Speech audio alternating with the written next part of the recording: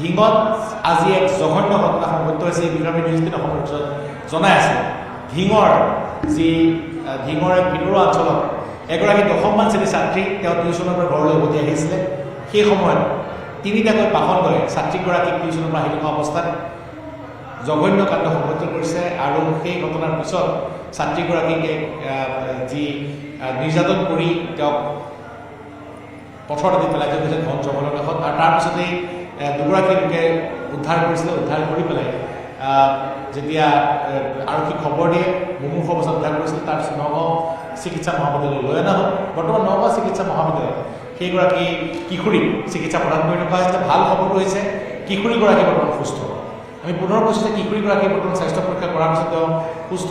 আমি ভিতৰৰ যিহেতু আমি ফালে যাবলৈ চেষ্টা কৰিম, ভিতৰৰ ফালে বৰ্তমান দেখুৱাবলৈ আমি চেষ্টা কৰিম যে বৰ্তমান কিশোৰীগৰাকীৰ স্বাস্থ্য অৱস্থা যথেষ্ট সুস্থিৰ হৈ আছে। তেওঁ বৰ্তমান ভাষ্য প্ৰদান কৰিছে। তেওঁ যি মহিলা আৰক্ষীৰ জোৱান আছে আৰু জিলা প্ৰশাসনৰ যি সংশ্লিষ্ট কৰ্তৃপক্ষ আছে, ঢিং আৰক্ষীৰ যি উচ্চ বিষয়া, এটা ভাৰতৰ বিষয়া আছে, আৰক্ষীৰ উচ্চ বিষয়াসকলে তেওঁলোকক বৰ্তমান ভাষ্য প্ৰদান কৰিছে। চিকিৎসকৰ এটা দল আছে, অহৰহ কিশোৰীগৰাকীৰ স্বাস্থ্য পৰীক্ষা কৰি আছে। আৰু ভাল খবৰটো হৈছে যে বৰ্তমান কিশোৰীগৰাকীৰ স্বাস্থ্যৰ অৱস্থা সুস্থিৰ আৰু কিশোৰীগৰাকীয়ে যি সম্পূৰ্ণ ঘটনাৰ বিৱৰণ দিছে, সম্পূৰ্ণ ঘটনাৰ যি তেওঁ কোনে এই দুষ্কাৰ্য সংঘটিত কৰিছিলে, যিহেতু বৰ্তমান কিশোৰীগৰাকীক যি যৌন নিৰ্যাতন চলোৱাৰ অভিযোগ উত্থাপন হৈছে, গতিকে সেই কিশোৰীগৰাকীয়ে সম্পূৰ্ণ ঘটনা, যি এক জঘন্য ঘটনা সংঘটিত হ'ল, সেই ঘটনাৰ সম্পূৰ্ণ বিৱৰণ বৰ্তমান আৰক্ষীক দিছে। আৰক্ষীয়ে ভাষ্য সংগ্ৰহ কৰি আছে, সেই যি কোঠা তাত ভাষ্য সংগ্ৰহ কৰি আছে। তাৰপিছতেই যি সকলো কথা পোহৰলৈ আহিব। কিন্তু ভাল খবৰটো হৈছে যে কিশোৰীগৰাকী যথেষ্ট মুমূৰ্ষ অৱস্থাত, যথেষ্ট যি অসুস্থ অৱস্থাত উদ্ধাৰ হৈছিলে। যথেষ্ট এক ভয়ংকৰ পৰিস্থিতি হৈছিলে আৰু যি এক জঘন্য কাণ্ড সংঘটিত হৈছিল, যাক লৈ ঢিঙত ক্ষোভৰ সৃষ্টি হৈছে। আৰু সেই কিশোৰীগৰাকী বৰ্তমান স্বাস্থ্যৰ অৱস্থা সুস্থিৰ। কিশোৰীগৰাকীয়ে বৰ্তমান আৰক্ষীক ভাষ্য প্ৰদান কৰিছে। কিছু সময়ৰ পিছতে আৰক্ষীয়ে হয়তো সকলো কথা পোহৰলৈ আনিব। মই যি দেখুৱাইছোঁ, যি নগাঁও চিকিৎসা মহাবিদ্যালয়ৰ যি বৰ্তমান যি ইমাৰ্জেঞ্চি যি ৱাৰ্ডত ভৰ্তি কৰা হৈছিলে, আৰু তাৰপিছতে বৰ্তমান যি কিশোৰীগৰাকীৰ স্বাস্থ্যৰ পৰ্যবেক্ষণৰ বাবে চিকিৎসকৰ এটা দল নিযুক্ত কৰা হৈছিলে। জিলা প্ৰশাসনে চিকিৎসকৰ এটা দল ইয়াত নিয়োগ কৰিছিলে। নগাঁও চিকিৎসা মহাবিদ্যালয়ৰ যি অধ্যক্ষ ডক্টৰ মিহিৰ কুমাৰ গোস্বামীৰ সৈতে আমি কথা পাতিছিলোঁ। তেওঁ আমাক জনাইছিল যে কিশোৰীগৰাকীৰ ইতিমধ্যে স্বাস্থ্য পৰীক্ষা সম্পন্ন কৰা হৈছে আৰু সকলো যাৱতীয় যি ব্যৱস্থা গ্ৰহণ কৰিব লাগে চিকিৎসকৰ দলটোৱে কৰিছে। বৰ্তমান তেওঁ বিপদমুক্ত, স্বাস্থ্য অৱস্থা সুস্থিৰ, যথেষ্ট মুমূৰ্ষ অৱস্থাত, অচেতন অৱস্থাত উদ্ধাৰ হৈছিলে, অসুস্থ অৱস্থাত উদ্ধাৰ হৈছিলে। কিন্তু বৰ্তমান চিকিৎসা প্ৰদান কৰাৰ পিছত কিশোৰী সুস্থ হৈ উঠিছে, সেয়া নিশ্চয়কৈ ভাল খবৰ। কিন্তু লগতে কিশোৰীগৰাকী যথেষ্ট ভয় খাইছে এই ঘটনাৰ পিছত। সেয়ে যথেষ্ট সাৱধানে তেওঁৰ ভাষ্য সংগ্ৰহ কৰিব লাগিব, সেই কথাও জনাইছিল। আৰু বৰ্তমান আৰক্ষী আৰু জিলা প্ৰশাসনৰ উচ্চপদস্থ বিষয়াসকলে তেওঁৰ ভাষ্য সংগ্ৰহ কৰিছে। মহিলা আৰক্ষীৰ উচ্চপদস্থ বিষয়া আহিছে, উপস্থিত আছে, মহিলা আৰক্ষীৰ জোৱান আছে। আৰু লগতে কিশোৰীগৰাকীৰ স্বাস্থ্য সেৱাৰ যি চিকিৎসাৰ বাবে যি চিকিৎসকৰ এটা দল নিয়োগ কৰা হৈছে, যিটো দলে অহৰহ পৰ্যবেক্ষণ কৰি আছে। আৰু আজি কিশোৰীগৰাকীৰ ইয়াত স্বাস্থ্য পৰীক্ষা সম্পূৰ্ণ হোৱাৰ পিছত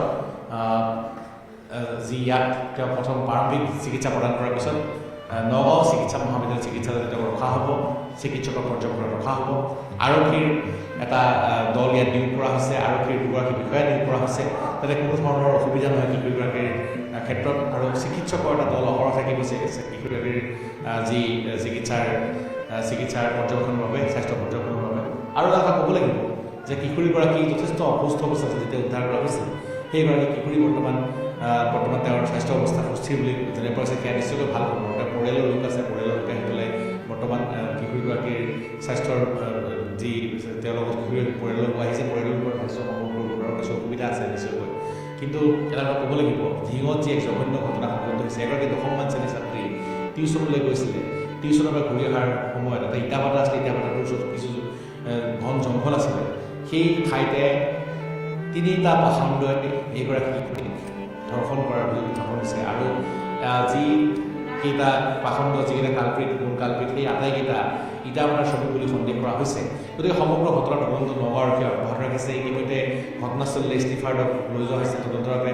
ফৰেঞ্চিকৰ দল তাত গৈ উপস্থিত হৈছে কি পৰিস্থিতি যে যি ঘটনা আছে য'ত অপৰাধ সংঘটিত হৈছে সেই ঠাইৰ নমুনা সংগ্ৰহৰ বাবে গতিকে ধিঙত যি ঘটনা সংঘটিত হ'ল সেই ঘটনাই সমগ্ৰ নগাঁও তীব্ৰ প্ৰতিক্ৰিয়াৰ সৃষ্টি সমগ্ৰ অসমতে প্ৰতিক্ৰিয়াৰ সৃষ্টি কৰিছে আৰু ধিঙৰ ৰাইজৰ মাজত তীব্ৰ ক্ষোভৰ সৃষ্টি কৰিছে সদৌ অসম ছাত্ৰ সন্থাই কাইলৈ পুৱা 5 বজাৰ পৰা ধিং বন্ধৰ আহ্বান জনাইছে আৰু আজিও নিশা যথেষ্ট উত্তপ্ত পৰিস্থিতি হৈছিলে আৰু তাৰ মাজতে ৰাহুল নাথ নামৰ এগৰাকী উদণ্ড যুৱকে আনকি সাংবাদিককো আক্ৰমণ কৰিবলৈ উদ্যত হৈছিলে আৰু সদৌ অসম ছাত্ৰ সন্থাই অৱশ্যে সেই সময়ত সেইগৰাকী যুৱকক অসভ্যালি নকৰিবলৈ সুখেৰি দিছিলে কিন্তু এটা কথা ক'ব লাগিব যে ধিঙত যি এক আজি উত্তপ্ত পৰিস্থিতি সৃষ্টি হৈছে সেয়া স্বাভাৱিকতে উত্তপ্ত হ'বলগীয়া কথাই বা ক্ষোভিত হ'বলগীয়া কথাৰ কাৰণে এগৰাকী কিশোৰী 10ম শ্ৰেণীৰ ছাত্ৰীক যেতিয়া এইদৰে নিৰ্যাতন কৰা হ'ব কোনো ৰাইজে সহ্য নকৰে আৰু ধিঙত বৰ্তমান ৰাইজে দাবী কৰিছে যে ধিঙত যিহেতু এনেধৰণৰ ঘটনা সঘনে সংঘটিত হ'বলৈ লৈছে গতিকে ধিঙত আৰক্ষীৰ যি আৰু অধিক বাহিনী নিয়োগ কৰিব লাগে ধিঙত কঠোৰভাৱে এনেধৰণৰ অপৰাধীৰ বিৰুদ্ধে ব্যৱস্থা ল'ব লাগে